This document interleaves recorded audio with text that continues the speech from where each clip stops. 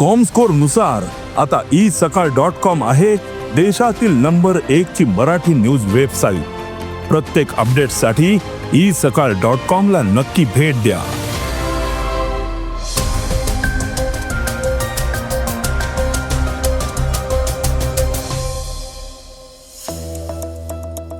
सहकारी बँकांच्या कार्यप्रणालीच्या नियमांमध्ये मोठा बदल केला आहे।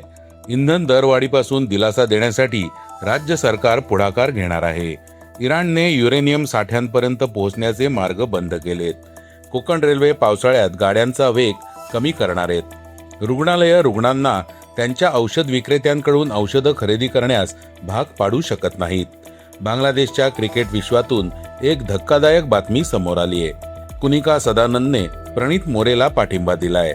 या बातम्या आपण आजच्या पॉडकास्टमध्ये ऐकणार आहोत। नमस्कार, मी अनिरुद्ध गद्रे। आज 14 जून वार रविवार।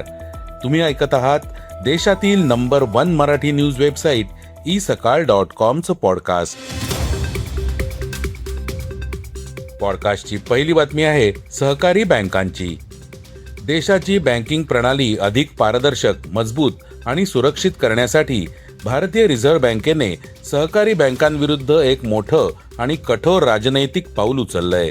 रिझर्व्ह बँकेने शहरी आणि ग्रामीण अशा दोन्ही सहकारी बँकांसाठी 33 प्रशासकीय नियम तात्काळ प्रभावाने अधिक कडक केलेत। आरबीआयने जारी केलेल्या एका नवीन आदेशानुसार सहकारी बँकेचा संचालक सलग 10 वर्ष संचालक मंडळावर काम केल्यानंतर 3 वर्षांचा कूलिंग ऑफ कालावधी पूर्ण केल्याशिवाय निवडणूक किंवा सहनिवडीद्वारे पुन्हा संचालक होऊ शकत नाही।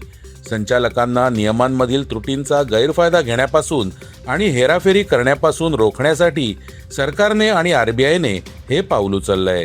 बँकिंग कायदे अधिनियम 2025 ने शहरी सहकारी बँका, राज्य सहकारी बँका आणि केंद्रीय सहकारी बँकांच्या संचालकांचा कमाल सलग कार्यकाळ 8 वर्षांवरून 10 वर्षांपर्यंत वाढवला होता। परंतु आरबीआयला एका चौकशी दरम्यान असं आढळून आलं की काही संचालक या कायद्याचा गैरवापर करत होते। आरबीआयने नवीन नियमांमध्ये कलम 7A समाविष्ट करून ही त्रुटी कायमस्वरूपी बंद केली आहे। सहकारी बँकिंग क्षेत्रातील काही कुटुंब आणि व्यक्तींची मक्तेदारी संपुष्टात आणण्यासाठी आरबीआयने हा नियम लागू केला आहे। पॉडकास्टची दुसरी बातमी आहे इंधनाची। मध्य पूर्वेतील संकटामुळे कच्च्या तेलाच्या किमतीत झालेल्या वाढीपासून जनतेचं संरक्षण करण्यासाठी केंद्र सरकारने महत्त्वपूर्ण पावलं उचलली। केंद्रीय उत्पादन शुल्कात प्रति लिटर 10 रुपयांची कपातही करण्यात आली होती। परंतु कच्च्या तेलाच्या वाढत्या किमती आणि तेल विपणन कंपन्यांच्या वाढत्या तोट्यामुळे दरवाढ करणं भाग पडलं। या काळात पेट्रोल आणि डिझेलला जीएसटीच्या कक्षेत आणण्याच्या विरोधी पक्षांच्या मागणीनंतरही राज्य सरकारे मूक प्रेक्षक बनून गप्प राहिली। सूत्रांनी दिलेल्या माहितीनुसार केंद्र सरकार आगामी जीएसटी परिषदेच्या बैठकीत या विषयावर चर्चा करेल आणि राज्य सरकारे पुढाकार घेतील। केंद्र सरकारने या वस्तूवरील आपला महसूल आधीच मोठ्या प्रमाणात कमी केलाय। आता राज्यांची पाळी आहे। केंद्र सरकारला यात हस्तक्षेप करायचा नाही किंवा दबाव आणायचा नाही। केंद्र सरकारचा असा विश्वास आहे की जर राज्य सरकारांना सर्वसामान्य जनतेला दिलासा देण्यासाठी आपला महसूल म्हणजेच व्हॅट आणि उपकर कमी करणं फायदेशीर वाटलं तर ते कारवाई करतील।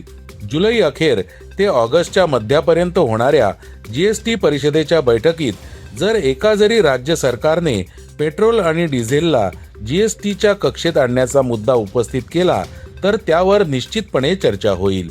हा प्रस्ताव मंजूर होण्यासाठी 20हून अधिक राज्ये आणि केंद्राचा पाठिंबा आवश्यक आहे। पॉडकास्टची तिसरी बातमी आहे अमेरिका आणि इराण युद्धाची। अमेरिका आणि इराण यांच्यात शांतता करार लवकरच होण्याची शक्यता आहे।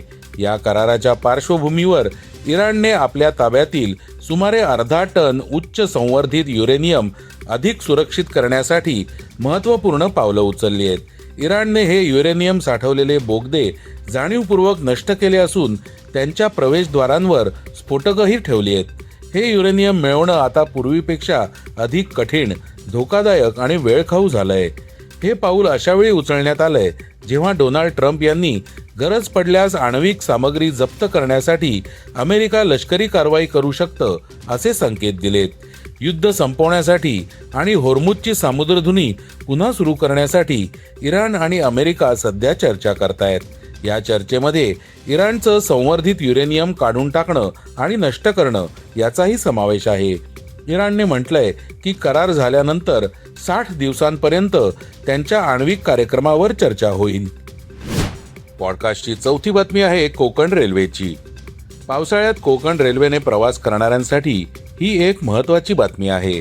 पावसाळ्याच्या आगमनाबरोबरच प्रवाशांची सुरक्षितता सुनिश्चित करण्यासाठी कोकण रेल्वे गाड्यांचा सरासरी वेग कमी करणार आहेत. कोकण रेल्वेने आपली सर्व मान्सूनपूर्व तयारी पूर्ण केली आहे. कोकण रेल्वे प्रशासनाने 15 जून ते 20 ऑक्टोबर या कालावधीत संपूर्ण मार्गावर विशेष पावसाळी वेळापत्रक लागू राहील असं जाहीर केलंय.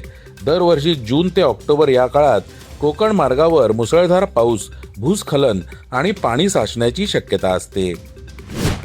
पॉडकास्टची पाचवी बातमी आहे FDA आयुक्त तुकाराम मुंढेंच्या निर्णयाची. महाराष्ट्रातील सर्वात प्रमुख आणि कडक अधिकाऱ्यांपैकी एक असलेले FDA आयुक्त तुकाराम मुंढे यांनी पुन्हा एकदा सर्वसामान्य जनतेच्या हिताचा एक महत्त्वपूर्ण निर्णय जारी केला आहे. मुंढे यांनी रुग्णालयांची मक्तेदारी मोडून काढण्याचा आदेश दिला, ज्यामुळे रुग्णांना महागडी औषधं केवळ रुग्णालयातील मेडिकल स्टोअरमधूनच खरेदी करण्यास भाग पडत होतं. IAS अधिकारी तुकाराम मुंढे यांनी स्पष्ट केलं की त्यांनी एक नवीन आदेश पारित केला आहे जो थेट रुग्णांच्या हक्कांचं संरक्षण करतो. रुग्णालये रुग्णांना त्यांच्या स्वतःच्या फार्मसीमधून औषधं खरेदी करण्यास भाग पाडू शकत नाहीत.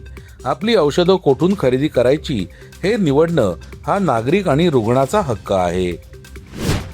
पॉडकास्टची 6वी बातमी आहे क्रीडा क्षेत्रातून.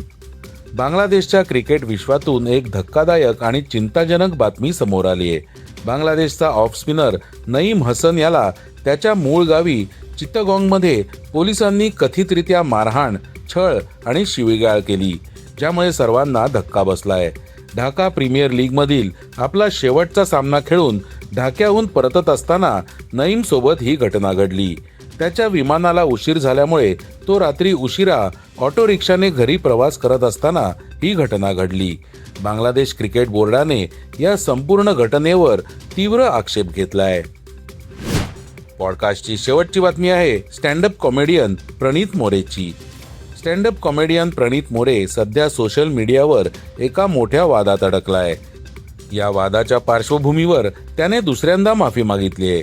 यावर बिग बॉस 19 मध्ये प्रणित मोरेसोबत दिसलेली कुनिका सदानंद आता प्रणितच्या समर्थनार्थ पुढे आली आहे.